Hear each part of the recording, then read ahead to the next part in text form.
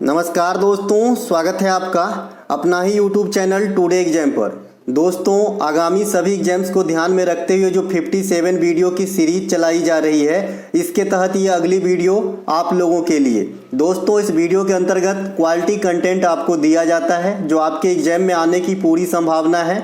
और पास्ट में जितने भी हमने आपको प्रैक्टिस सेट का वीडियो कराया है किसी भी एग्जाम के लिए, वहाँ से आपको फ़ायदा देखने को मिला है, ये बात आप भी जानते हैं। तो इस बार कुछ ज़्यादा ही प्रयास है मेरी कि पिछली बार की तरह एमटीएस में जितना फ़ायदा दिलाया उससे भी ज़्यादा फ़ायदा दिलाऊं। इसीलिए मैंने ये सीरीज 1 जुलाई को स्टार्ट करा था और आज ये 47वां क्लास है। इससे पहले हमने 46 क्लास आप लोगों को प्रोवाइड करा दिया है। आशा करते हैं कि देखे ही होंगे। जिनको भी टीसीएस निर्मित एग्जाम देना है, चाहे तो एमटीएस हो, है ना, सीजीएल हो या फिर कोई भी अन्य एग्जाम हो, आप इस सीरीज को फॉलो कीजिए और एग्जाम दे के आइए और मुझे अपना जो प्रतिक्रिया है ये हमसे साझा कीजिए, है ना। अच्छा, यकीन मानिए जितना आप सोचे नहीं होंगे उनसे ज़्यादा फ़ायदा ये सीरीज आपको देगा। दोस्तों, इस सीरीज की पीडीएफ जो है डिस्क्रिप्शन में लिंक दिया गया है, वहाँ पर आपको क्लिक करके व्हाट्सएप मैसेज करना है। पीडीएफ के रिगार्ड में आपको सारी जानकारी दे दी जाएगी। चलिए मैं भी थोड़ा सा जानकारी दे देता हूं। अगर आप 25 रुपया खर्च करते हैं तो हमारा ये 57 क्लास की पीडीएफ आपको मिलेगा।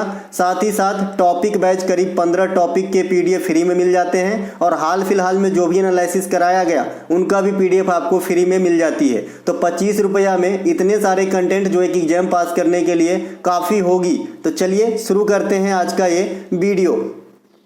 पहला जो हमारा प्रश्न है, निम्नलिखित में से किस राज्य सरकार ने गृह लक्ष्मी योजना 2023 में स्टार्ट किया है? Which of the flowing state government has started गृह लक्ष्मी योजना इन 2023? तो ये है कर्नाटक। कर्नाटक अभी टॉप पे रहेगा आपके एग्जाम के लिहाज से, क्योंकि अभी अभी चुनाव हुआ है और यहाँ पे जो है सत्ता बदल चुनाव हुआ है। जैसे कि आप जानते हैं कि कांग्रेस का सरकार बना है, तो कर्नाटक का योजना है आपका गृह लक्ष्मी योजना। कर्नाटक की अन्य प्रमुख योजना जो अभी रन कर रहे हैं, जैसे आपका अन्य भाग्य योजना, ये योजना विवाद में भी आ चुका था, तो इसीलिए ये ज़्यादा इंपॉर्टेंट रहेगा। गृह ज्योति योजना, ये गृह ज्योति योजना क्या है कि वहाँ पे कुछ यूनिट बिजली है, 200 यूनिट बिजली है। इतना बिजली अगर आपने इस्तेमाल करना है कर्नाटक के अंदर तो आपको कोई भी रकम नहीं देनी होगी। ये दिल्ली जैसा है ना, वैसे ही कर्नाटक में भी चलाया जा रहा है, तो ये बात भी ध्यान रखेंगे। शक्ति योजना, ये भी कर्नाटक के ही है, तो कर्नाटक के गृह योजना, है ना, अन्न भाग्य योजना, शक्ति योजना, है ना, ये सब आपको ध्यान रखना है। इनके अलावा कर्नाटक विधानसभा चुनाव 2023 हॉट टॉपिक है। आपसे इससे क्या क्या पूछे जा सकते हैं कि कर्नाटक के विधानसभा में कुल कितने सीट हैं, तो आपको बताना है 224 सीट हैं। 224 सीट पे चुनाव हुआ था, जिसमें से 166 सीट कांग्रेस के खाते में गया था और 66 सीट बीजेपी के खाते में गया था, और जो शेष बच गया वो अन्य पार्टी के खाते में गया था। कर्नाटक के क्या है विशेष आकर्षण, है ना, जो पढ़ाने की स्टाइल है मेरी वही फॉलो करूंगा। एक्स्ट्रा फैक्ट तो दूंगा ही। बहुत सारे बच्चे बोलते हैं कि 25 मिनट की ही वीडियो बनाएं। भाई साहब, मेरे से ना हो पाएगा।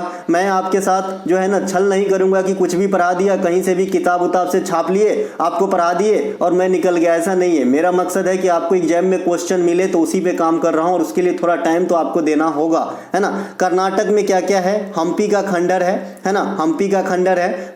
बनरघट्टा राष्ट्रीय उद्यान है, नागरहोल नेशनल पार्क है। तो ये सभी के सभी कहाँ मिलेंगे? आपको कर्नाटक के अंदर मिलेंगे। अब आ जाते हैं कर्नाटक के वर्तमान मुख्यमंत्री कौन है? सिद्धारमैया है। कौन है? सिद्धारमैया। इसके अलावा कर्नाटक में भारत की सबसे ऊंची जलप्रपात जो अब कूचिकल जलप्रपात है। पहला आपका जो है जोगिया गोरसप्पा जलप्रपात हुआ करता था, लेकिन आजकल जो है ये डाटा बदल चुके हैं। अब आपका जो है कूचिकल जलप्रपात भारत की सबसे ऊंचा जलप्रपात है, ऐसा आंका गया है ना। तो कूचिकल जलप्रपात किस नदी पे है? तो आपको बताना है ये बराही नदी पे है। कौन से नदी पे है? बराही नदी पे है। बराही नदी पे है कूचिकल जलप्रपात। जोग जलप्रपात भी कर्नाटक के अंदर ही था, लेकिन अब इससे भी ज्यादा हाइट का जो है नॉमिनेट कर लिया गया है कूचिकल। ठीक है। इनके अलावा Kolar gold field KGF picture आपने देखा होगा, रॉकी भाई वाला, तो ये भी आपका कहां पे है? कर्नाटक में ही है। कर्नाटक में कद्रमुख लौह अयस्क का खान है, ये भी कर्नाटक के अंदर ही है। लेकिन अगर आपसे पूछे कि वर्तमान समय में सबसे ज्यादा लोहा का उत्खनन कहां से होता है, तो आपको कर्नाटक आंसर नहीं देना है, आपको ओडिशा आंसर देना है। ओडिशा में एक जगह का नाम है बादाम पहाड़ी, है ना, बादाम पहाड़ी नामक जगह है उड़ीसा के अंदर, यहाँ भी लोहा का जो है काफ़ी उत्खनन होता है और टॉप पे चल रहा है उड़ीसा राज्य वर्तमान में, ठीक है, लोहा के उत्खनन में। इनके अलावा जो आपका बादाम पहाड़ी बता दिया उड़ीसा में, लोहा के भी कई प्रकार के अयस्क होते हैं जो आपके साइंस स्ट्रीम से क्वेश्चन पूछे जाते हैं। तो अयस्क में लोहा का सबसे प्रमुख अयस्क जो है हेमाटाइट, क्या है, हेमाटाइट। आपसे पूछा जाता है कि लोहा के किस अयस्क से जो है निष्कर्षण ज़्यादातर किया जाता है, तो आप बताएंगे हेमाटाइट अयस्क से। वैसे लोहा का अन्य अयस्क भी होता है, सीडेराइट भी होता है ना, तो लेकिन आपको हेमाटाइट, सीडेराइट ये सब आपको ध्यान रखना है कि लोहा का अयस्क होता है, ठीक है। एक आपका बॉक्साइट होता है जो एल्युमिनियम का अयस्क है।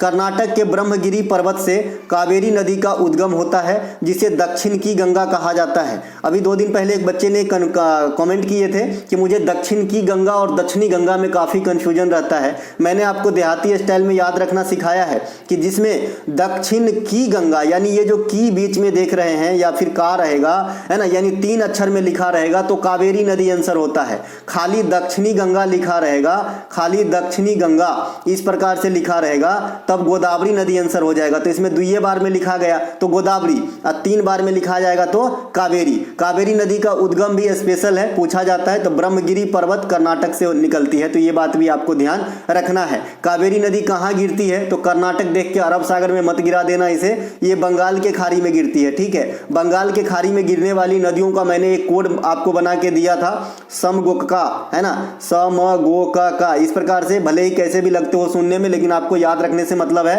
स से स्वर्ण रेखा, म से महानदी, गो से गोदावरी, है ना, गो से गोदावरी, क से कृष्णा और का से कावेरी, समगोका, इस प्रकार से जो है आपका कोड है। इसके अलावा गंगा भी गिरती है आपका कहाँ पे, बंगाल की खाड़ी में, लेकिन भारत के बाहर जाके गिरती है। इनके अलावा अगला प्रश्न है हमारा, विजयनगर साम्राज्य के अंतिम शासक कौन थे। देखिए भैया, विजयनगर साम्राज्य की प्रथम शासक सब पढ़ लेते हैं, अंतिम शासक तक मैं आपको ले जाऊंगा। Who was the last ruler of Vijayanagara empire, तो विजयनगर एम्पायर के लास्ट रूलर जो थे ये राम राय थे। राम राय के समय जो ही आपका तालीकोटा का युद्ध 1565 में हुआ था, तो ये बात भी आपको ध्यान रखना है। आने वाले समय में ये टॉप क्वेश्चन बनेगा कि तालीकोटा का युद्ध किसके समय में हुआ था, तो आप बताओगे राम राय के समय में हुआ था। विजयनगर साम्राज्य की स्थापना कर लेते हैं। स्थापना कब हुआ था, 1336 ईस्वी में हुआ था। यही 1336 ईस्वी के बाद में जो है आपका, है ना, 1336 में विजयनगर साम्राज्य की स्थापना किए थे कौन, हरिहर एवं बुक्का। हरिहर एवं बुक्का नामक 2 भाई ने यही 1336 ईस्वी में विजयनगर साम्राज्य की स्थापना करे थे। विजयनगर साम्राज्य पे कुल कितने प्रमुख वंशों ने शासन किया, तो आपको बताना है 4। ये 4 वंश कौन थे, तो संगम थे, तुलुब थे, सुलुभ थे और अरबिदु थे। तो ये 4 वंश है जिसमें संगम वंश सबसे पहले आए थे और अरबदी वंश सबसे लास्ट में आया, और तालीकोटा के युद्ध के साथ ही विजयनगर साम्राज्य का पतन जो है हो गया था। तो ये बात भी आपको ध्यान रखना है, ये वाली पॉइंट को देखिए। विजयनगर साम्राज्य की पतन 1565 ईस्वी में हुआ, तालीकोटा के युद्ध माना जाता है, यानी तालीकोटा के युद्ध के समय में जो ही विजयनगर का पतन स्टार्ट हो गया था, और यही युद्ध जो है विजयनगर साम्राज्य के पतन माना जाता है या फिर कारण बना। ठीक है भाई, किसके समय हुआ था, राम राय था, तालीकोटा के युद्ध के समय 4 वंशों ने शासन किया, ये आपने देख लिया। अब इनके संस्थापक की बात आती है कि भाई जो विजयनगर साम्राज्य पे 4 वंशों ने शासन किया, तो इनके संस्थापक कौन कौन थे, तो भाई संगम वंश के संस्थापक हरिहर एवं बुक्का था, ये स्टार्टिंग वंश था, तो इसे ही विजयनगर साम्राज्य के संस्थापक भी माने जाते हैं। सुलुभ वंश है ना, इनके संस्थापक सुलुभ नरसिम्हा। तुलुभ वंश के संस्थापक वीर नरसिम्हा। तुलुभ वंश के प्रतापी राजा कृष्णदेव राय। कृष्णदेव राय के बारे में अलग से भी पूछा जाता है कि भाई किस वंश के थे, तो आपको बताना है तुलुभ वंश के, कौन सा, तुलुवा। इसके अलावा अरबिदु वंश के संस्थापक तिरुमाला या तिरुमल्ले थे। ठीक है, तो ये बात भी ध्यान रखना है, ये पॉइंट मैं अलग से भी लिख लिया हूं कि प्रसिद्ध शासक कौन थे, कृष्णदेव राय किस वंश के, तुलुभ वंश के। कृष्णदेव राय ने एक किताब भी लिखे थे, आनमुक्त माल्याद। आनमुक्त माल्याद नामक किताब आपको नहीं भूलना है, आए फिर एक किताब एग्जाम में आ जाता है, आमुक्त माल्याद। ये कौन लिखे हैं, तो ये कृष्णदेव राय लिखे हैं, तो ये बात भी आपको ध्यान रखना है। इनके अलावा रेवेन्यू रिसिप्ट से में क्या क्या शामिल किया जाता है, what is included in the revenue receipt. तो रेवेन्यू रिसिप्ट में क्या क्या शामिल करते हैं, तो प्रत्यक्ष और अप्रत्यक्ष कर को, यानी जो टैक्स होते हैं हमारे पास, है ना, बेसिकली टैक्स 2 प्रकार के होते हैं। एक तो आपका डायरेक्ट जो सरकार को हम पे करते हैं, जैसे इनकम टैक्स। इनकम टैक्स बीच में कोई नहीं खाता, सीधे सीधे सरकार के हाथ में जाता है ना। उसी प्रकार से इनडायरेक्ट टैक्स कई सारे टैक्स हैं, जैसे सबसे बड़ा उदाहरण आपका जीएसटी है। जीएसटी कैसा टैक्स है, इनडायरेक्ट टैक्स है। दुकान में सामान सामान आप खरीदते हैं, टेस्ट आप पे करते हैं, वो टेस्ट दुकान वाले प्रोडक्ट के माध्यम से अपने झोली में लेते हैं, फिर जो उत्पादन करता है मेन वाला जो प्रोड्यूसर है उस चीज का, वहां से सरकार को जाता है, तो ये इनडायरेक्ट टैक्स है। ठीक है, रेवेन्यू रिसिप्ट में और क्या क्या शामिल होते हैं, तो फी शामिल होते हैं, फाइन या पेनल्टी शामिल होते हैं, इंटरेस्ट रिसिप्ट शामिल होते हैं, डिविडेंड रिसिप्ट शामिल होते हैं। ये सब आपके जो है रेवेन्यू रिसिप्ट में शामिल होने वाली मदों में से हैं, तो इन्हें भी ध्यान रखेंगे। मैंने पहले ही बताया जो भी क्वेश्चन रहेगा डिफाइन किया हुआ क्वेश्चन रहेगा, इधर उधर की जो क्वेश्चन आप जानते हैं, मैं थोड़ी आपको बताऊंगा कि भाई महात्मा गांधी का जन्म कब हुआ था, ये नहीं बताने वाला मैं। और जो टॉपिक वाइज पढ़ा दिया उसके भी क्वेश्चन इसमें आपको नहीं मिलेंगे। मेरा मकसद है कि अधिक से अधिक चीजों से आपको रूबरू करवाऊं, ताकि एग्जाम में कोई भी चीज जो है अजनबी जैसे ना दिखे आपको, है ना। राष्ट्रीय आय में क्या क्या शामिल होती है, तो राष्ट्रीय आय में मजदूरी और वेतन शामिल होते हैं, रिटायरमेंट पेंशन शामिल होते हैं, ब्याज लाभ शामिल होते हैं, कमीशन शामिल होते हैं, ब्रोकरी तथा अपने इस्तेमाल के लिए बनाया गया घर मकान या कोई भी चीज कोई भी प्रोडक्ट, ये भी शामिल होते हैं आपके राष्ट्रीय आय के अंदर। मैंने आपको कल बताया था कि पेंशन भी कई प्रकार के होते हैं, जैसे वृद्धा पेंशन भी होते हैं, विधवा पेंशन वगैरह भी होते हैं, तो इसको शामिल नहीं करते हैं राष्ट्रीय आय में, है ना, लेकिन रिटायरमेंट पेंशन को शामिल करते हैं। ठीक है भाई, क्योंकि वो सेवा दिया है, तो सेवा का ही तो फल रिटायरमेंट पेंशन है, जो आजकल सरकारी कर्मचारी को नहीं है, क्योंकि ओपीएस नहीं है, ओल्ड पेंशन सिस्टम तो है नहीं, आजकल एनपीएस है, तो रिटायरमेंट होने के बाद जो है पेंशन का कोई वैल्यू इतना है नहीं, है ना भाई। इनके अलावा डागा डांस किस राज्य का प्रमुख लोक नृत्य है, Daga dance is the main folk dance of which state, तो ये झारखंड में डागा डांस किया जाता है। झारखंड का अन्य त्योहार और नृत्य में अगर बात करें तो पाइका हो जाता है, सोहराई, फगुआ, मुंडा, अग्नि, रोहिणी, सरहुल, कर्मा, ये सभी के सभी आपको झारखंड में देखने को मिलेगा। भैया सोहराई खोबर पेंटिंग भी है ना, सोहराई खोबर जो है ये पेंटिंग भी है, इसे जीआई टैग भी मिला है जो झारखंड का ही है। इसके अलावा ये जो आप अग्नि नृत्य देख रहे हैं ये झारखंड के अलावा आपको राजस्थान में भी मिलेगा। हालांकि इसके करने की तरीके अलग हैं राजस्थान में और झारखंड में, लेकिन ये नाम की बात करें तो झारखंड में भी अग्नि नृत्य मिलेगा और आपको राजस्थान में मिलेगा।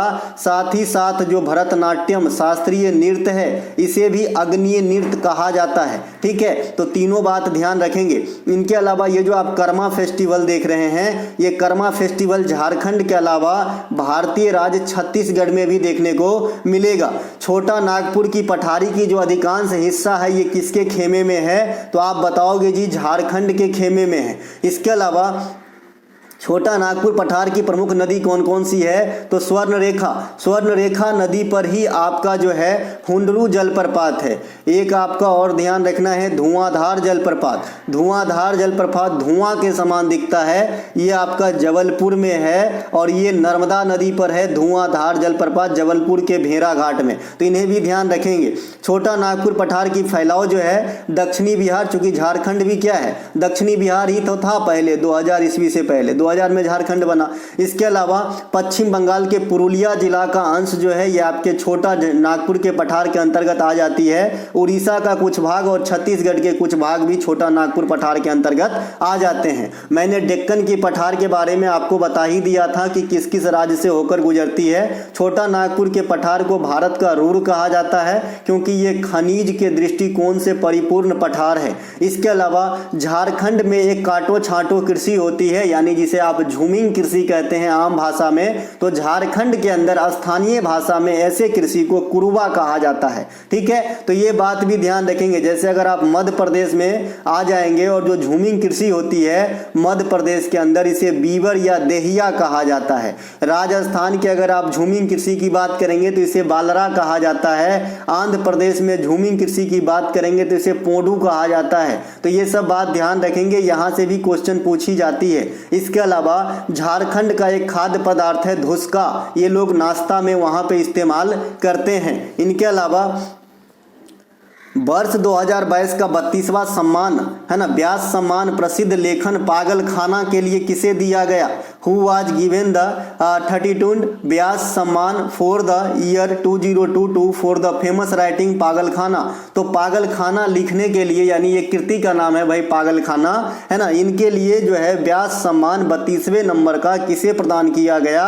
तो डॉक्टर ज्ञान चतुर्वेदी को प्रदान किया गया। पिछला बार का व्यास सम्मान यानी 31वां व्यास सम्मान किसे दिया गया था? तो असगर बजाहत को दिया गया था, महावेली के लिए। ठीक है भाई, तो असगर बजाहत वाला अब नहीं पूछेगा, अब ज्ञान चतुर्वेदी वाला पूछेगा जो पागलखाना लिखे हैं। इनके अलावा इग्नर का कोई भरोसा नहीं है, कभी कभी 1-2 साल पहले के भी अवार्ड पूछ देते हैं। तो आपको असगर बजाहत का महावेली भी ध्यान रखना है जो पिछला व्यास सम्मान के विजेता हैं। इनके अलावा व्यास सम्मान की शुरुआत 1991 में के बिरला फाउंडेशन के द्वारा किया गया था। वर्ष 2021 के लिए ज्ञानपीठ पुरस्कार से सम्मानित किए गए हैं दामोदर मौजे को। दामोदर मौजे किस भाषा के राइटर हैं? अगर आपसे कोई पूछ ले तो आपको बताना है कोंकणी भाषा के। और कोंकणी भाषा कहाँ पे बोली जाती है? तो भारतीय राज्य गोवा के अंदर बोली जाती है। भारतीय राज्य गोवा का क्या खासियत है? तो समान नागरिक संहिता जो आर्टिकल 44 है ये हमेशा एक्टिव रहता है। इसके अलावा होसांग शाह का मकबरा जो पूरी तरीके से संगमरमर से बना पहला मकबरा है, भारत में कहाँ पर स्थित है? Where is the tomb of Hoshang Shah which is the first tomb made entirely of marble in India. जो पूर्ण रूप से मार्बल से बनाया गया था मकबरा, जो होसांग शाह का मकबरा है, ये आपका मांडू में स्थित है।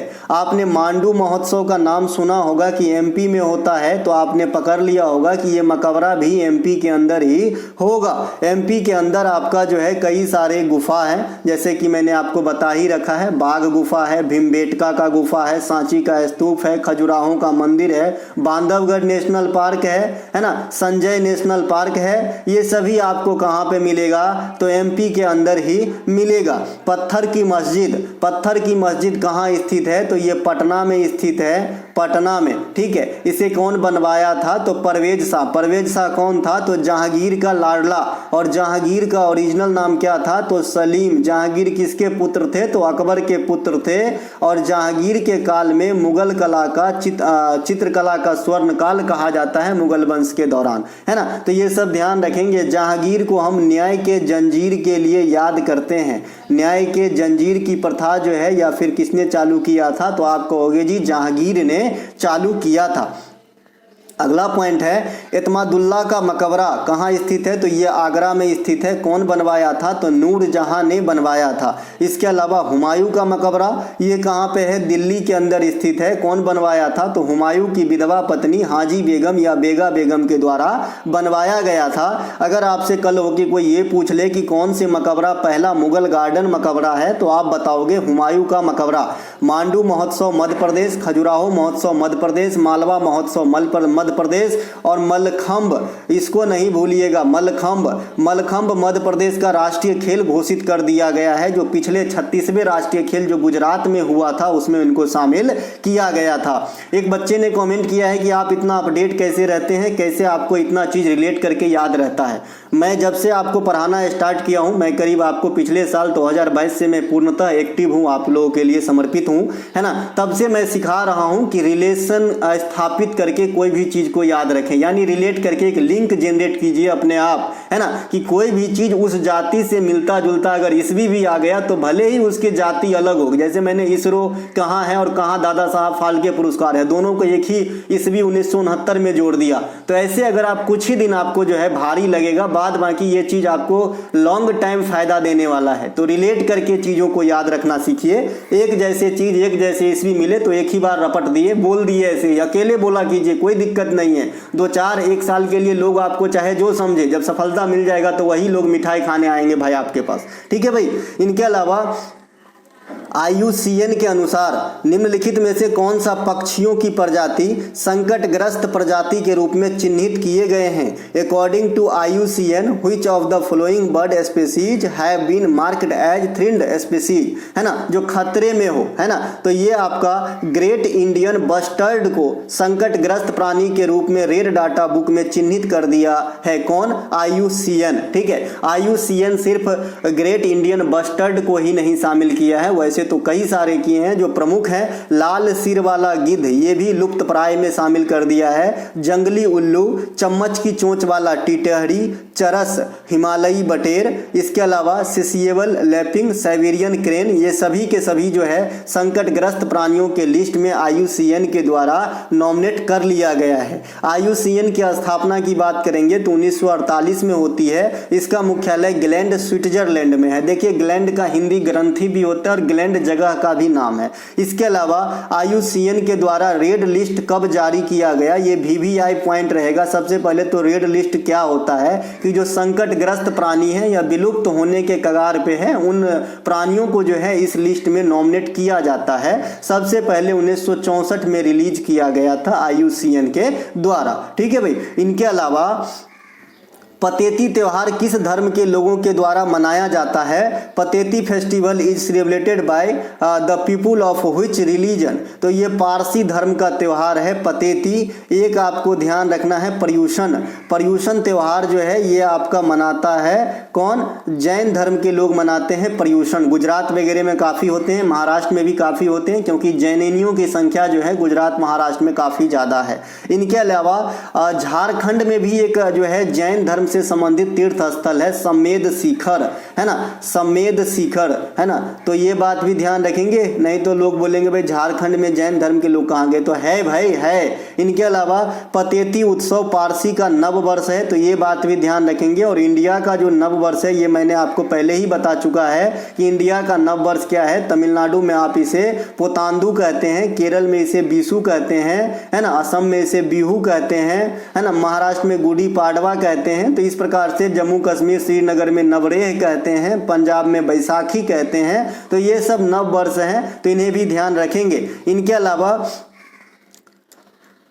प्रसिद्ध फारसी त्योहार नवरोज की शुरुआत बलबन ने किया था। ये सल्तनत कालीन गुलाम वंश के शासक थे, आपका कौन? बलबन। इसके अलावा लोसार त्योहार ये क्या है भाई? तिब्बती नव वर्ष हैं, जो तिब्बत के अलावा भारतीय राज्य अरुणाचल प्रदेश, हिमाचल प्रदेश और लद्दाख में मनाई जाती है। लद्दाख में और भी बौद्ध धर्म वाली त्योहार है, जैसे स्पुतनिक गस्तर। स्पुतनिक गस्तर को ध्यान रखेंगे, गस्टर भी कहते हैं, गस्तर भी कहते हैं। ये आपका लद्दाख में मनाया जाता है। लद्दाख में हेमिस फेस्टिवल भी मनाया जाता है। लद्दाख के अंदर हेमिस नेशनल पार्क भी है, जो इंडिया का सबसे बड़ा नेशनल पार्क है ना। और स्नो लियोपर्ड जो आपका हिम तेंदुआ है, ये हेमिस नेशनल पार्क का विशेष आकर्षण है। तो ये बात भी ध्यान रखेंगे। इनके अलावा सिक्किम का नव वर्ष त्योहार कौन सा है? लोसांग, जो बेसिकली भूटिया जनजाति के द्वारा मनाया जाता है। देखिए चक्कर नहीं खाना है, भोटिया जनजाति उत्तराखंड में आपको मिलेगा, ठीक है। और भूटिया जनजाति, जैसे आपने बाईचुंग भूटिया का नाम सुना होगा, ये आपको सिक्किम में मिलेगा, ठीक है भाई। इनके अलावा कुमार गंधर्व को किस वर्ष में पद्म भूषण दिया गया था? In which year was Padma Bhushan awarded to Kumar Gandharva? 1977 में इन्हें पद्म भूषण से सम्मानित किया गया और 1990 में पद्म विभूषण से सम्मानित किया गया था। किन्हें? कुमार गंधर्व को। कुमार गंधर्व क्या करते थे? तो हिंदुस्तानी शास्त्रीय संगीत में महारत हासिल था इनको। इनके अलावा कुमार गंधर्व कहाँ जन्म लिए थे? तो आपको बताना है कर्नाटक में। नहीं तो नाम से ऐसा लग रहा है जैसे उत्तर प्रदेश का हो, तो गच्चा नहीं खाना है, सीधा आंसर देना है कर्नाटक। क्योंकि आपको अगर याद हो कि जो CGL का एग्जाम इस बार हुआ, इसमें पूछा था कि पंडित भीमसेन जोशी का जन्म कहाँ हुआ था, तो पंडित भीमसेन जोशी का भी जन्म कर्नाटक में ही हुआ था, ठीक है भाई। तो दोनों बात ध्यान रखेंगे। इनके अलावा जो कुमार गंधर्व अवार्ड है, ये मध्य प्रदेश के सरकार के द्वारा दिया जाता है, ठीक है। तो ये बात भी ध्यान रखेंगे। कालिदास सम्मान भी मध्य प्रदेश के सरकार के द्वारा ही दिया जाता है। अमृता देवी बिश्नोई पुरस्कार केंद्र सरकार के द्वारा भी दिया जाता है और मध्य प्रदेश के सरकार के द्वारा भी दिया जाता है, पर्यावरण के संरक्षण हेतु, वन्य जीव संरक्षण के लिए। तो ठीक है भाई, तो ये सभी बातों को ध्यान रखेंगे। अब देखिए, जो बच्चे सिर्फ PDF खरीद लिए वीडियो नहीं देखते हैं, तो ये जो मैं मौखिक रूप से आपको मोती दे रहा हूं, जो आपके एग्जाम में कंप्यूटर स्क्रीन पे दिखेंगे, इस चीज से तो वंचित रह जाएगा ना मेरे भाई। तो इतना भी शॉर्टकट ना अपनाइए कि PDF लेके वीडियो नहीं देखना है। PDF लेने के बावजूद भी आपको एक बार वीडियो तो देखना है, ताकि ये जो मौखिक रूप से जो एक्सप्लेनेशन है, जो लिंकिंग की तरीका है, इस चीज से आप वंचित न रह जाएं भैया, है ना। इनके अलावा हिंदुस्तानी शास्त्रीय संगीत के प्रमुख कलाकार पंडित जसराज हैं, पंडित भीमसेन जोशी हैं, गंगूबाई हंगल हैं, एम वेंकटेश हैं, सुभा मुगदल हैं। ये सभी के सभी हिंदुस्तानी शास्त्रीय संगीत के प्रमुख हैं। इनके अलावा पंडित त्यागराज की बात आ जाएगा, मुद्दीक्षित स्वामी की बात आ जाएगा, तो ये सब आपका कर्नाटक संगीत के एम सुब्बालक्ष्मी, ये सब कर्नाटक संगीत में महारत हासिल किए हुए थे। कर्नाटक संगीत का क्षेत्र आपसे पूछा जाता है तो साउथ के जो पार्ट हैं कर्नाटक, आंध्र प्रदेश, तमिलनाडु, केरला,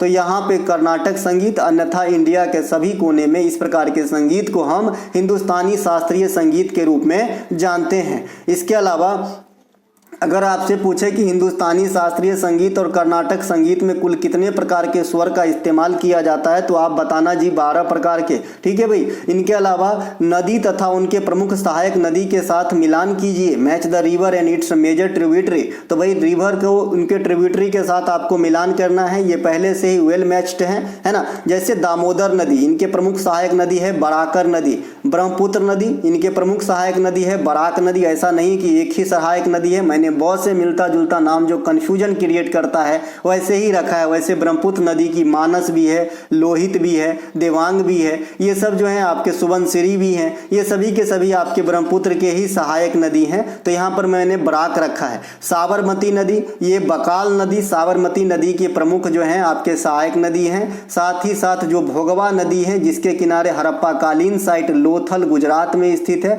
ये भी आपके साबरमती नदी की ही सहायक नदी है।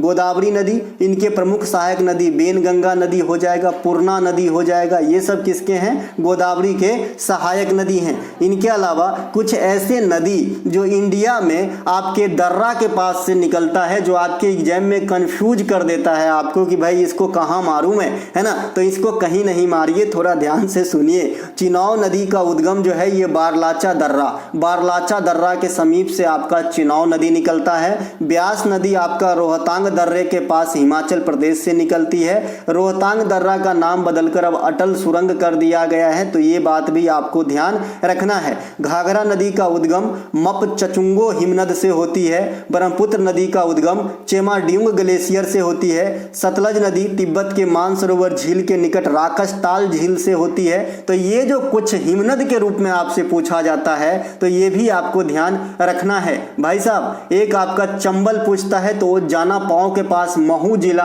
आपका मध्य प्रदेश से निकलती है। तो ये सभी बात आपको ध्यान रखते हुए आगे निकल जाना है। यमुना से पूछा जाता है तो यमुनोत्री हिमानी बताएंगे। गंगा को पूछा जाता है तो गंगोत्री हिमानी बताएंगे। लेकिन गंगा जो है बेसिकली दो जलधारा का मिला हुआ रूप है, अलकनंदा और भागीरथी का, जो आपके देवप्रयाग में मिलते हैं। इनके अलावा भारत सरकार उड़ीसा और डॉट डॉट डॉट राज्य ने विश्व बैंक के साथ 2022 में रिवार्ड प्रोजेक्ट के लिए 115 मिलियन डॉलर के ऋण पर हस्ताक्षर किए हैं। तो इस डॉट डॉट डॉट में क्या फिल होगा? Government of India Orissa and dot dot dot state have signed a loan of 115 billion with the world bank for the reward project in 2022। तो कर्नाटक है भाई, भारत सरकार, कर्नाटक और उड़ीसा, इन तीनों को मिलीजुली संगठन ने WB के साथ यानी वर्ल्ड बैंक के साथ एक करार किया है, एक ऋण लिया है, जो किस पे खर्च किया जाएगा?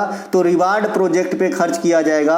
ये रिवार्ड प्रोजेक्ट क्या है? वाटर शेड प्रबंधन का कार्यक्रम है। ठीक है। इनके अलावा भारत सरकार के साथ साथ उड़ीसा, कर्नाटक बता ही दिया। इनके अलावा विश्व बैंक की स्थापना कब हुई थी? 1944 में हुई थी। और वर्तमान में जो इसका हेड है ये कौन है? भारतीय मूल के अमेरिकी नागरिक अजय सिंह बंगा है, जो डेविड मालपास का स्थान लिया है। विश्व बैंक की मुख्यालय की बात करेंगे तो वाशिंगटन डीसी में है। IMF का मुख्यालय भी वाशिंगटन डीसी में ही है। विश्व बैंक और IMF ये दोनों की स्थापना ब्रेडन वुड्स सम्मेलन के अनुशंसा पे हुआ था। ये बात भी आप स्टैटिक्स फॉर्म में याद रखेंगे। इनके अलावा राजकोषीय घाटा निकालने हेतु प्रभावी सूत्र क्या है?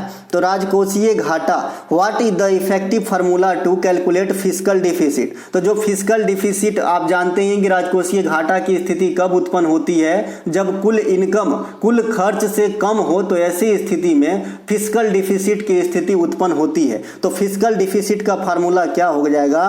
पब्लिक एक्सपेंडिचर माने खर्च माइनस पब्लिक रिसिप्ट, यानी जो पब्लिक से हमें प्राप्त हुआ और जो मैंने खर्च किया तो खर्च ज़्यादा होगा तभी घाटा होगा, तो खर्च में से प्राप्ति को घटा देते हैं, ध्यान रखेंगे, है ना। इसके अलावा इसमें किसको शामिल नहीं किया जाता है, ये बात मैंने कोष्ट में लिखा है, एक्सक्लूडिंग पब्लिक डेप्ट, जो कर्ज होते हैं, है ना, वो इसमें शामिल नहीं किया जाता है घटाव के दौरान, ठीक है भाई। तो ये बात आपको ध्यान रखना है। इनके अलावा प्राइमरी डिफिसिट, प्राथमिक घाटा क्या है, तो फिस्कल डिफिसिट, अभी आपने फिस्कल डिफिसिट निकाला, अब इसमें से अगर हम इंटरेस्ट पेमेंट निकाल दें तो हमें मिल जाता है क्या, प्राथमिक घाटा, तो ये बात भी ध्यान रखेंगे। इनके अलावा रेवेन्यू डिफिसिट क्या होता है, राजस्व घाटा, तो रेवेन्यू एक्सपेंडिचर माने जो रेवेन्यू की खर्च है, एक्सपेंडिचर है वो है माइनस रेवेन्यू रिसिप्ट, तो सेम है आपका फिजिकल डिफिसिट की जैसे, बस आपका वहां पे पब्लिक हट के रेवेन्यू जुड़ जाता है रेवेन्यू डिफिसिट में। तो इसे 1 मिनट रुक के अच्छे से समझ लीजिएगा,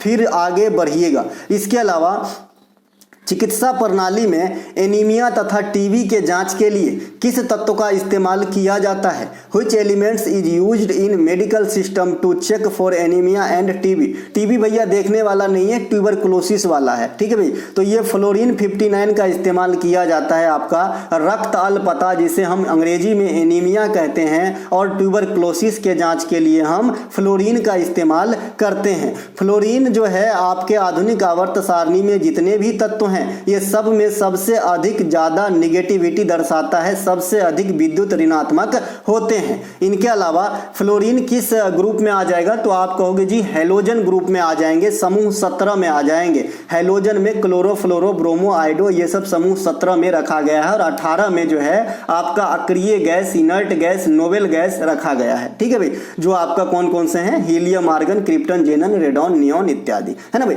ये सब ध्यान रखेंगे। आज से पहले आपने कैंसर के उपचार वाला जरूर सुना होगा, आज आपने टीबी और एनीमिया के उपचार में भी फ्लोरीन का इस्तेमाल होता है, ये बात भी ध्यान रखेंगे। कोबाल्ट 60 प्रचलित क्वेश्चन है, इसका इस्तेमाल ट्यूमर का पता लगाने के लिए कैंसर के उपचार के दौरान किया जाता है। कैंसर के उपचार में ही कीमो चढ़ाया जाता है रोगी को, तो ये बात भी ध्यान रखेंगे। सीजियम 137 का इस्तेमाल भी कैंसर के उपचार के लिए किया जाता है। अस्थि रोगों के उपचार के लिए यानी हड्डी के उपचार के लिए हम फास्फोरस का इस्तेमाल करते हैं। बहुत बार क्वेश्चन आपसे बन चुका है कि जो दांत की हड्डी, दांत जो बने होते हैं या फिर जो हड्डी बने होते हैं वो किसके किसके संयोग से बने होते हैं, तो आप कहते हैं भाई ट्राई कैल्शियम फास्फेट से बना होता है, यानी कैल्शियम और फास्फोरस का इसमें जो है मिला जुला स्वरूप जो है देखने को मिलता है ना भाई। कैल्शियम के कमी से हड्डी की रोग होती है, और कैल्शियम ज्यादा हो जाए तो पेट में पथरी हो जाती है। आदमी क्या करे भाई बताइए, है ना। कैल्शियम ज्यादा होने से पेट में पैथरी हो जाती है। कई दफा ये भी क्वेश्चन पूछा गया है कि जो मानव के पेट में यानी जो किडनी में जो पथरी बन जाता है ये क्या कहलाता है, तो कैल्शियम ऑक्जिलेट कहलाता है, ठीक है भाई। इसके अलावा शल्य चिकित्सा में नाइट्रस ऑक्साइड, हंसाने वाली गैस जिसे कहते हैं, जिसका सूत्र भी कई दफा आपसे पूछा जाता है, N2O होता है नाइट्रस ऑक्साइड का। इसे शल्य चिकित्सा में यानी ऑपरेशन वाली चिकित्सा में जो है इसका प्रयोग निश्चेतक के रूप में किया जाता है। निश्चेतक मतलब जो है बेहोशी की स्थिति में लाने के लिए। इसके अलावा थायराइड ग्रंथि की सक्रियता की जांच के लिए आयोडीन का इस्तेमाल किया जाता है। वैसे भी अगर आयोडीन की कमी हो गई शरीर में तो थायराइड ग्रंथि जो है ये काम करना लगभग कम कर देता है, और हमें थायराइड का प्रॉब्लम हो जाता है, रोजाना गोली खाना पड़ता है, ठीक है भाई। तो ये बात भी ध्यान रखेंगे, इसीलिए बोलते हैं टाटा साल्ट, आयोडीन युक्त नमक ही खाना चाहिए। मैं प्रचार नहीं कर रहा हूं भाई, आपको जो नमक अच्छा लगे वो खाइए। नेटाल इंडियन कांग्रेस की स्थापना किस वर्ष की गई थी, in which year the Natal Indian Congress was established, तो ये 1894 में साउथ अफ्रीका के अंदर महात्मा गांधी और इनके सहयोगियों के द्वारा नेटाल भारतीय कांग्रेस की स्थापना किया गया था। नेटाल इंडियन कांग्रेस दक्षिण अफ्रीका में बसाए गए थे। ये एक संगठन था, है ना, जिनका प्रमुख काम था भेदभाव के खिलाफ लड़ना। इनके अलावा गांधी जी 1893 में जो है आपका कहां पे साउथ अफ्रीका गए थे, और 1915 में 9 जनवरी को भारत लौटे थे। 9 जनवरी को हम प्रवासी दिवस के रूप में मनाते हैं, तो ऐसा नहीं है कि हम 1915 से मनाते हैं, जी नहीं, बाद में 2003 से मनाने लगे। 2015 में एक नियम बना कि अब ये बाइनियल मनाया जाएगा, मतलब 2 साल में एक ही बार मनाया जाएगा। तो 2023 में आपका जो है इंदौर में मनाया गया है, अब आगामी जो मनाया जाएगा वो 2025 में मनाया जाएगा, ठीक है भाई। गांधी जी की जो कुछ प्रमुख आंदोलन है भारत के अंदर, इनके बारे में ध्यान रखिए। आपको फ्री में नंबर 2 देते हैं, कौन, गांधी जी। वैसे ही हम सब सारा काम गांधी जी के लिए ही कर रहे हैं, चाहे कोई माने चाहे नहीं माने, भाई नोट के लिए कर रहे हैं ना, तो भाई नोट पे क्या है, गांधी जी है भाई, है ना। 1917 में चंपारण सत्याग्रह होता है। ये गांधी जी का दक्षिण अफ्रीका से लौटने के बाद भारत में प्रथम सत्याग्रह था। ठीक है, तो ये बात भी ध्यान रखेंगे। ये बिहार के चंपारण में राजकुमार शुक्ल के आमंत्रण पे जो है बिहार गए थे गांधी जी, और तिनकठिया पद्धति यानी नील की खेती से प्रताड़ित किसानों को जो है हेल्प किए थे। इनके अलावा 1918 में खेरा आंदोलन होता है गुजरात के अंदर टैक्स के मामला को लेकर। 1918 में अहमदाबाद सत्याग्रह होता है मिल के मजदूरों के साथ। इनके अलावा 1920 में असहयोग आंदोलन होती है और 1924 में कांग्रेस के बेलगांव अधिवेशन में अध्यक्षता संभालते हैं। इसके अलावा 1930 में दांडी मार्च होते हैं साबरमती आश्रम से, 12 मार्च 1930 ईस्वी को स्टार्ट किए थे। 1931 में इरविन के साथ एक समझौता होता है जिसे गांधी इरविन समझौता कहा जाता है। 1932 में पूना पैक्ट होता है भीमराव अंबेडकर साहब के साथ। इनके अलावा 1942 में भारत छोड़ो आंदोलन की जो है प्रमुख सूत्रधार महात्मा गांधी थे, जो मुंबई के ग्वालियर टैंक से स्टार्ट किया गया था, और इसी आंदोलन के दौरान डू और डाई का नारा जो है गांधी जी ने दिया था। तो ये बात भी आपको ध्यान रखना है। इनके अलावा गांधी जी की प्रमुख पुस्तक लेखन में बात करें तो माय एक्सपेरिमेंट विथ ट्रूथ, ये गांधी जी की ऑटोबायोग्राफी है। यंग इंडियन, इसके अलावा इंडियन ओपिनियन, हरिजन, ये सभी के सभी गांधी जी के प्रमुख कृतियों में से हैं। गांधी जी की राजनीति गुरु गोपाल कृष्ण गोखले थे, तो ये बात भी आपको ध्यान रखना है। गांधी जी को राष्ट्रपिता सुभाष चंद्र बोस ने 1944 में रेडियो पर कहे थे। इनके अलावा महात्मा गांधी की उपाधि जो है आपका रविंद्रनाथ टैगोर ने गांधी जी को दिया था, और गुरुदेव की उपाधि जो है आपको रविंद्रनाथ टैगोर साहब को कौन दिए थे? महात्मा गांधी दिए थे। एक दूसरे के मतलब जो है आपका क्या बोलते हैं, आदान प्रदान किए थे। इनके अलावा गांधी जी ने केसर-ए-हिंद की उपाधि अंग्रेजों को लौटा दिया था जालियांवाला बाग हत्याकांड के कारण, और रविंद्रनाथ टैगोर ने नाइटहुड की उपाधि लौटा दी थी अंग्रेजों को जालियांवाला बाग हत्याकांड के कारण। अगला प्रश्न है हमारा, भारत में बजट पर व्यय भारत के किस निधि पर आश्रित है ना भाई? The expenditure on the budget in India is dependent on which fund of India? तो भाई ये भारत के संचित निधि पर भारित होता है भारत का बजट। ये आर्टिकल 266 में इस प्रकार की बातों को शामिल किया गया है। भारत में बजट सबसे पहले कब पेश किया गया? 1860 में। कौन किया था? जेम्स विलियम ने किया था। तो ये बात भी ध्यान रखेंगे। भारत में प्रथम रेल बजट 1924 में जॉन मथाई के द्वारा पेश किया गया था एकवर्थ कमेटी के अनुसार। ठीक है भाई, तो ये बात भी ध्यान रखेंगे। अगर आपसे कोई पूछे कि भारत में रेल बजट आम बजट से कब अलग हुआ था, तो 1924 में, और अंतिम रेल बजट जो पास किया गया तो 2016 में रेल बजट अलग से पेश किया गया। लेकिन 2017 है ना, 2017-2018 जो वित्तीय वर्ष था इसमें जो है फिर से कंबाइंड रूप से बजट पेश किए जाने लगे, मतलब रेल और जो आम बजट है दोनों को मिला के पेश किए जाने लगे, जो आज भी चल रहा है। इसके अलावा स्वतंत्र भारत की प्रथम बजट कौन पेश किए थे? तो सन्मुखम शेट्टी ने किए थे, और गणतंत्र भारत की प्रथम बजट जॉन मथाई ने पेश किए थे। ये दोनों पॉइंट भी आपको ध्यान रखना है। इनके अलावा बजट के जगह वार्षिक वित्तीय विवरण शब्द का इस्तेमाल भारत के संविधान के आर्टिकल 112 में किया गया है, तो ये बात भी ध्यान रखेंगे। भारत में सबसे अधिक बार बजट पेश करने वाले जो हुए ये आपका मोरारजी देसाई साहब हुए, इन्होंने 10 बार बजट पेश किए हैं। इनके अलावा भारत की जो वित्तीय ईयर है ये भी इस बार पूछ दिया गया था, पता नहीं क्या मिलता है, तो यहाँ पर मैंने रख लिया है 1 अप्रैल से अगले साल के 31 मार्च तक आपका वित्तीय वर्ष यानी फाइनेंशियल ईयर चलती है। इसके अलावा अगला प्रश्न है हमारा, किसी परिपथ में 2 ओम, 3 ओम और 4 ओम के प्रतिरोध श्रेणी क्रम में 12 वोल्ट की बैटरी से जुड़ी हुई है, तो इस परिपथ में प्रवाहित विद्युत धारा का वैल्यू क्या होगा? If a resistance series of 2 ohm, 3 ohm and 4 ohm is connected to a 12 volt battery in a circuit, then what will be the value of current flowing in this circuit? तो इस circuit से current क्या flow होगा ये आपसे बताया पूछ रहा है। तो यहाँ पे हम देख पा रहे हैं कि 2 ओम, 3 ओम और 4 ओम। मैंने आपको बताया था कि जब भी श्रेणी क्रम या सीरीज में हो तो टोटल रेसिस्टेंट निकालने के लिए आप क्या करते हैं, जितने भी रेसिस्टेंस आपको दिया है सबको जोड़ देते हैं। यहाँ पे 3 दिया, हमने 3 को जोड़ दिया। अगर 50 दिया होता तो हम 50 को जोड़ देते तो फाइनल रेसिस्टेंस हमारा निकल जाता। तो यहाँ पे 2, 3, 5 और 4 9 ओम जो है हमारा फाइनल रेसिस्टेंस निकल के आ गया है। आप जानते हैं ओम के नियम बराबर V बराबर IR होता है ना। तो इसमें आपको वोल्टता कितना है, तो 12 वोल्ट है ना, और आपका रेसिस्टेंस निकल के आ गया 9, और आपको यही I का मान सिंपली निकालना है। तो 12/9 हो जाएगा, मतलब 4/3 एम्पियर की विद्युत धारा उस सर्किट से फ्लो होगा, इसीलिए यहाँ पे 4/3 एम्पियर आपका आंसर दिया गया है। ठीक है भाई, लेकिन अगर इसी चीज में समानांतर क्रम में जोड़ा होता, मान लीजिए ये सभी सवाल एकदम सही है, सीरीज के जगह आपने पैरेलल लिख दिया। जहां पे आपने सीरीज लिखा है यहां पे मैंने पैरेलल लिख दिया, समानांतर क्रम में जोड़ दिया। तब कैसे निकालोगे? तो समानांतर क्रम में टोटल रेसिस्टेंस निकालने के लिए 1 बाय बड़का आर, मतलब बड़का आर मतलब जो हमें फाइनल निकालना है, इसके बराबर होता है 1 by R1 plus 1 by R2 plus 1 by R3। अब 50 गो होता तो 1 बाय R 50 लिखते हैं ना, लेकिन यहाँ पे 3 ही गो है। अब इस हिसाब से इसे कैलकुलेट कर लेंगे तो 1 बाय R बराबर 1/2 प्लस 1/3 प्लस 1/4 है ना। इसका एलसीएम करेंगे 4 दूनी के 8, 4 3 की 12 हो जाएगा, है ना भाई, 12 हो जाएगा। तो 6 4 10 3 13, 13/12 रेसिस्टेंस का वैल्यू निकल के आया। इधर 12 है, V बराबर RI होता है तो V का मान 12, R का वैल्यू 13/12 आ गया और गुने हम I निकालेंगे तो 144/13 एम्पियर की धारा जो है प्रभावित होगी जब इसमें यही सवाल समानांतर क्रम में होता। ये आप ध्यान रखेंगे, क्वेश्चन आता है यहां से, ठीक है भाई। इनके अलावा ओम का नियम कब आया था? तो 1827 में। इनका नाम जॉर्ज साइमन ओम ने दिया था। इनके अलावा क्या कहता है ओम का नियम कि जब आपका टेम्परेचर कांस्टेंट हो यानी अचर ताप पर किसी चालक के सिरों के बीच का विभवांतर उसमें प्रवाहित धारा के सीधा समानुपाती होता है, ठीक है भाई। अगर नियतांक को हटाएंगे तो V बराबर IR आ जाता है, जो मैंने डायरेक्ट यहां पे इस्तेमाल करके आपको दिखाया है। इसके अलावा भारत में दहेज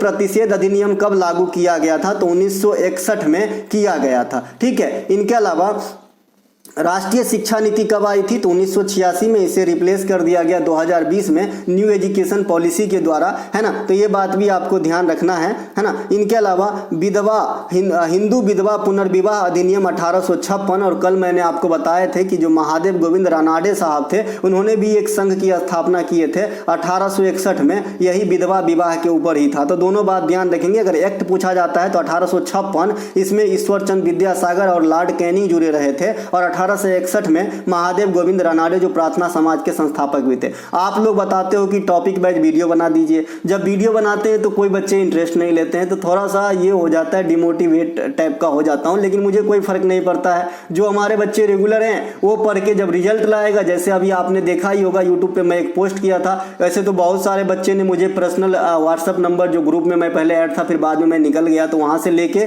जो है मैसेज करते हैं कि ये जीडी का रिजल्ट आया है। बहुत सारे बच्चे को हुआ है, कुछ बच्चे का पिछले वाला एलडीसी में हुआ है, मतलब सीएचएसएल वाले में, है ना। तो सारे बच्चे आमंत्रण भेजे हैं भाई मिलने के लिए, मिलूंगा जरूर। अधिकांश बच्चे राजस्थान के हैं, है ना, मिलेंगे, है ना। आप लोग भी ऐसा मैसेज भेजिए, यही इंतजार है भाई, है ना, जल्दी जल्दी सफल होइए। इसके अलावा शस्त्र अधिनियम ये 1959 में आया था आज़ादी के बाद। अगर आज़ादी के बाद पहले पूछे कि इंडियन आर्म्स एक्ट कब आया था तो 1878 में आया था, लिटन के समय। तो दोनों बात ध्यान रखेंगे। इनके अलावा एक वर्नाक्युलर एक्ट है, वो भी आपको ध्यान रखना है, बता दिया हूँ। सूचना का अधिकार ये 2005 में आता है, राइट टू इन्फॉर्मेशन, ये बात भी आपको ध्यान रखना है। अगला प्रश्न है हमारा आईपीएल 2023 में आईपीएल की जो 16वीं संस्करण थी, सेमीफाइनल में कौन कौन से टीम नहीं पहुंच पाया था? तो जो पहुंच पाया है 4 वो पहुंच पाया था, उनका अगर आपको ध्यान हो तो जो नहीं पहुंच पाया था आप अलग कर सकते हैं, क्योंकि जो पिछला सीपीओ का एग्जाम हुआ इसमें यही क्वेश्चन इसी प्रकार से पूछा था कि निम्नलिखित में से कौन सा टीम, है ना, सेमीफाइनल में नहीं पहुंच पाया था, ठीक है भाई। आईपीएल 2023 व्हिच वाज द, है ना, 16th edition of IPL, which of the following teams could not reach the semifinal. तो ये आपका जो फाइनल में पहुंचा था इसको ध्यान रखिए, तो मतलब सेमीफाइनल में, तो सेमीफाइनल में पहुंचा था आपका लखनऊ, मुंबई, गुजरात और चेन्नई, ठीक है। बाद में गुजरात और चेन्नई फाइनल में पहुंचे और चेन्नई जो है विजेता बन गए गुजरात को हरा के, ठीक है भाई। चेन्नई यूनिकॉर्न टीम का दर्जा है। बाद बाकी आईपीएल के बारे में सारा डाटा दे ही दिया हूं। सबसे ज्यादा रन विराट कोहली, सबसे अधिक विकेट युजवेंद्र चहल, सबसे अधिक छक्का क्रिस गेल, सबसे लंबी व्यक्तिगत पारी क्रिस गेल का। इसके अलावा सबसे पहला शतक ब्रेंडम मैकुलम, पहला विजेता राजस्थान रॉयल, लास्ट विजेता सीएसके, उप विजेता जीटी, है ना। पर्पल कैप पिछला वाला, है ना, मोहम्मद शमी का, ऑरेंज कैप शुभमन गिल का, है ना। सबसे कम मैच में 6000 रन पूरा करने वाले David Warner, striker of the year इस बार का जो रहा था तेज रन बनाने के लिए ग्लेन मैक्सवेल। तो ये सभी के सभी बात ध्यान रखेंगे। सबसे पिछले वाला जो आईपीएल हुआ सबसे महंगा खिलाड़ी सैम करन था पंजाब के पास, उससे पिछले वाला यानी 15वें वाला 2022 वाले में ईशान किशन महंगा थे मुंबई इंडियंस के पास। तो ये सब बात ध्यान रखेंगे। इनके अलावा अगला प्रश्न है हमारा, निम्नलिखित में से कौन सा कोशिका को एक निश्चित आकार और मजबूती प्रदान करता है? Which of the following gives a definite shape and strength of the cell? तो सेल को जो मजबूती और एक स्ट्रक्चर देता है ये आपका कोशिका भित्ति देता है। कोशिका भित्ति सिर्फ प्लांट कोशिका में होता है, प्लांट सेल में होता है, ये जंतु कोशिका में नहीं पाई जाती है। कोशिका जीवन की संरचनात्मक और क्रियात्मक इकाई होती है। कई सारी कोशिका से मिलकर एक अंग बनता है और कई सारे अंग से मिलकर एक शरीर बनती है। हमारा शरीर क्या है? लाइक सिस्टम है। कोशिका विज्ञान को क्या कहते हैं? साइटोलॉजी कहते हैं। अब कोशिका के जो अंग होते हैं उनके अपने अपने उपनाम हैं, जैसे माइटोकॉन्ड्रिया को पावर हाउस कहा जाता है, राइबोसोम को प्रोटीन की फैक्ट्री कहा जाता है, लाइसोसोम को आत्महत्या की थैली कहा जाता है, गोल्जी बॉडी को पोस्ट ऑफिस या ट्रैफिक पुलिस कहा जाता है। तो ये सब ध्यान रखेंगे। कोशिका की खोज सबसे पहले 1665 में रॉबर्ट हुक ने किया था। उसके बाद में 1674 में जीवित कोशिका की खोज ल्यूवेन हॉक ने किया था और पहले बार में रॉबर्ट हुक ने किया था। डीएनए में तो डीएनए जो है ये कोशिका के नाभिक यानी केंद्रक में तो रहता ही रहता है। इसके अलावा माइटोकॉन्ड्रिया में भी डीएनए रहता है। डॉक्सीराइबो न्यूक्लिक एसिड इसका नाम होता है, जो आपका चोर बलात्कारी इस सब को फाइंड करने में मददगार साबित होती है। यानी जो है आपका जेनेटिक कोड बताता है कि भाई वंशज को जो है जानकारी देता है कि भाई ये अमुक चीज जो है इन्हीं से जुड़ा हुआ है। इनके अलावा 37वां राष्ट्रीय खेल 2023 का आयोजन कहाँ होना है?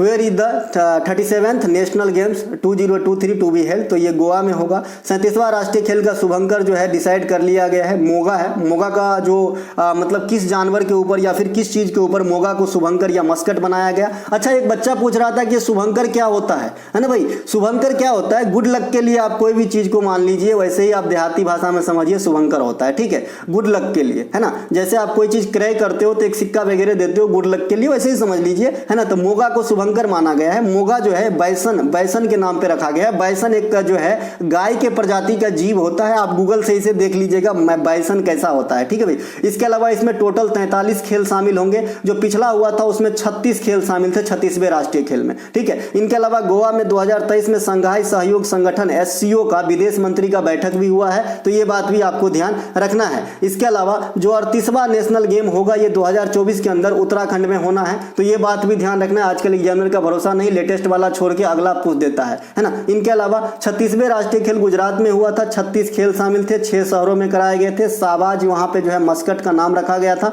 इसके अलावा सर्विसेज टीम विजेता रहे थे और सबसे अधिक पदक महाराष्ट्र प्राप्त किए थे। आप कहोगे कि विजेता सर्विसेज सबसे अधिक पद महाराष्ट्र, तो हाँ भाई, तो गोल्ड में डिफरेंस था। गोल्ड सबसे ज्यादा सर्विसेज के पास था और इस खेल में रेशियो देखा जाता है, जिसका गोल्ड सबसे ज्यादा रहता है ना, वही लगभग जीतते हैं। तो सर्विसेज टीम जीते थे और महाराष्ट्र जो है सबसे अधिक पदक के साथ सेकंड स्थान को हासिल किए थे। तो दोस्तों ये थे आज के प्रैक्टिस सेट का वीडियो। अच्छा लगा तो अपने दोस्तों में शेयर जरूर करें और पीडीएफ के लिए नीचे डिस्क्रिप्शन में लिंक दिया गया है, आप लिंक क्लिक करके व्हाट्सएप पे मैसेज कीजिए, 25 रुपया पे कीजिए। 25 रुपया में हमारे ऐसे 57 क्लास का आपको पीडीएफ मिलेगा, साथ ही टॉपिक वाइज पीडीएफ मिल जाएंगे और हाल फिलहाल के एनालिसिस की सभी पीडीएफ आपको जो है मुफ्त में मिल जाती है। चलिए दोस्तों, मिलेंगे अगले वीडियो में। जय हिंद।